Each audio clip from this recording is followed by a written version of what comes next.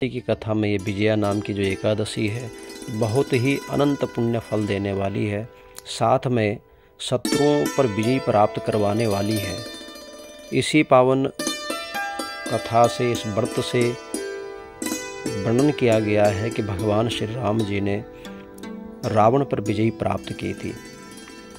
युधिष्ठिर जी भगवान श्री कृष्ण से पूछते हैं कि फाल्गुन कृष्ण पक्ष की एकादशी का क्या नाम है, सो कृपा करके मुझसे कहिए।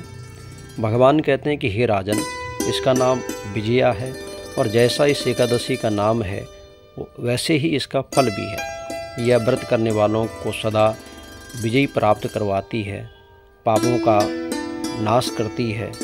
इस कथा को मैं तुमसे कहता हूँ। जब भगवान रामचंद्र जी वनवास के समय सीता और लक्ष्मण जी के साथ पंचवटी पर निवास कर रहे थे, तो उस समय पर माँ जानकी का हरण पापी रावण के द्वारा किया गया।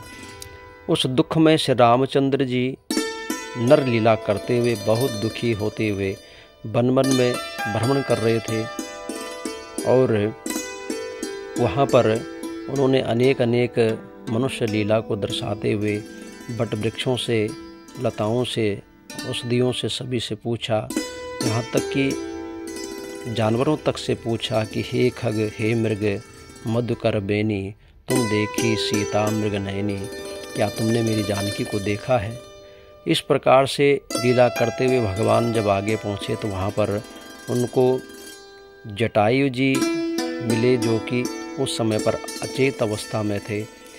उनको देख करके भगवान राम ने उनको अपनी गोदी पर उनका सिर रखा और सारा वृतांत जटायु जी ने बताया किस प्रकार से पापी रावण माँ जानकी का हरण करके लेके गया।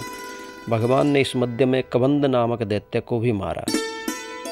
जटायु जी के भी प्राण भगवान की ही गोदी पर छूटे और भगवान ने उनका संस्कार इत्यादि कर्म करवाया।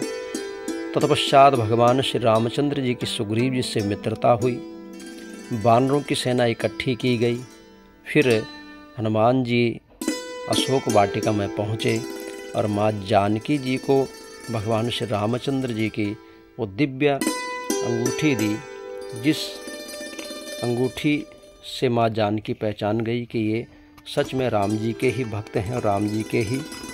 चकित चित्तव मुद्री पहचानी, हर्ष विषाद हृदय अकुलानी। भगवान रामचंद्र जी की उस अंगूठी को पहचान करके कहने लग गई कि जरूर ये राम जी के ही दूत हैं और हनुमान, मैं राम जी का दूत हूँ और ये मैं सत्य शपथ करना निधान की भगवान राम की ही सौगंध खा करके आपसे कह रहा हूँ। माँ जानकी को पूरा विश्वास हो गया।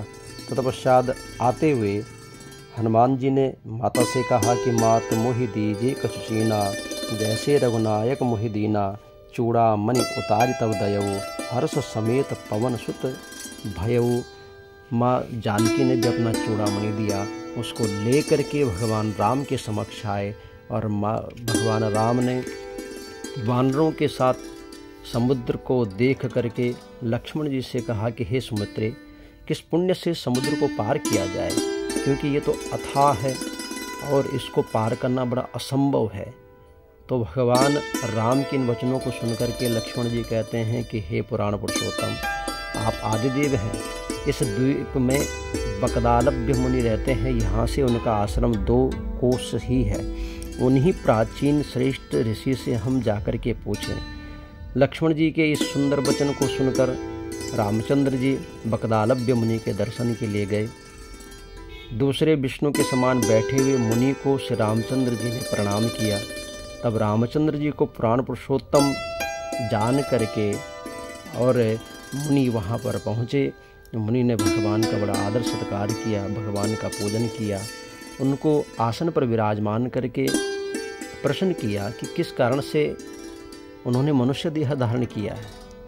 फिर ऋषि बोले हे राम, तुम कहाँ से आए हो। भगवान राम कहते हैं कि हे ऋषि, मैं इस पृथ्वी को पापियों के विहीन करना चाहता हूँ, इसलिए मैंने राम अवतार धारण किया है। और हे मुने, मैं लंका जीतने को आया हूँ, आप कृपा करके उपाय बतलाइए। मुनि कहते हैं हे राम, मैं सब व्रतों में आपको सबसे उत्तम व्रत कहूँगा, जिसके करने से तुम्हारी शीघ्र ही विजय हो जाएगी। और राक्षसों सहित लंका को जीतकर विशेष कर कीर्ति प्राप्त आपको होगी। आप एकाग्र मन से इस व्रत को करो। फाल्गुन कृष्ण पक्ष में विजया नाम की एकादशी आती है, उसका व्रत करने से तुम्हारी जीत होगी। इस व्रत की विधि को मैं तुमसे कहता हूँ किस प्रकार से व्रत करना चाहिए। तो फिर ऋषि कहते हैं कि दशमी के दिन मिट्टी का कलश बनवाने, स्थंडित के ऊपर सप्त धान्य रखकर उसके ऊपर जल से भरा हुआ कलश रखें, उसमें पंच पल्लव रख करके कलश की स्थापना करके सकोरे में जौ रखे, उसके ऊपर भगवान नारायण की प्रतिमा स्थापित करें, चाहे वो स्वर्णमयी हो, रजतमयी हो, ताम्रमयी हो या किसी भी धातु में बनी हुई हो, उसका विशेषकर पूजन करके और एकादशी के दिन प्रातःकाल स्नान करें, विधि पूर्वक पूजन करें। भगवान के उस विग्रह समेत उस कलश को किसी विद्वान ब्राह्मण को दे करके और प्रार्थना करें कि जिस भाव से मैंने व्रत रखा वो भाव मेरा अवश्य पूर्ण हो, भगवान की अहितु की कृपा आपके ऊपर होगी। हे राम, इस विधि से सेना समेत यत्नपूर्वक इस व्रत को करो, इससे तुम्हारी विजयी होगी। इस वचन को सुनकर के श्री रामचंद्र जी ने विधि पूर्वक इस व्रत को किया। इसके करने से भगवान राम की विजयी रावण के ऊपर हुई, जो कि एक बहुत विशेष पर्व के रूप में, विजयदशमी के रूप में भी वो दिन मनाया जाता है। तो इस एकादशी को जो कोई करता है अवश्य ही उसकी मनोकामना पूर्ण होती है और उसके ऊपर भगवान की अपार कृपा होती, सभी जगह उसको विजय प्राप्त होती है। सबके ऊपर भगवान की अपार कृपा बनी रहे। और क्या क्या खाना चाहिए इसमें, इसकी